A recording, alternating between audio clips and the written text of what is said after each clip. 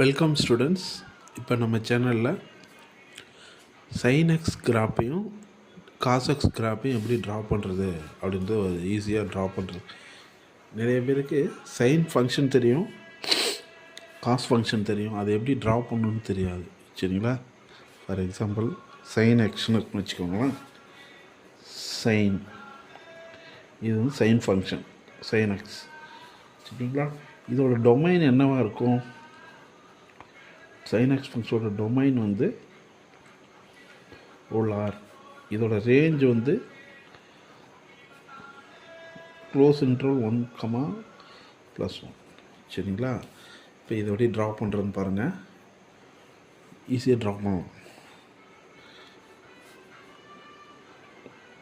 இது Y axis, இது X axis. சரிங்களா? ஒரே இப்படி ட்ரா பண்ணி இப்படியே மேலே ஸ்லோன்ட்டாக கொண்டு வந்து இப்படி வரும்போது இது ஆரிஜினில் கட் ஆகிட்டு அப்புறமா தான் வரணும்.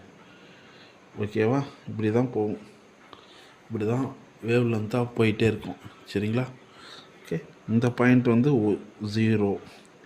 எப்பவுமே சைன் வந்து எந்த இடத்துல 0 ஆகும்னா சைன் n பையில் 0 ஆகும். Sine n into pi. அப்போ இது 1 பை, இது 2 பை, இது 3 பை, இது 4 பை.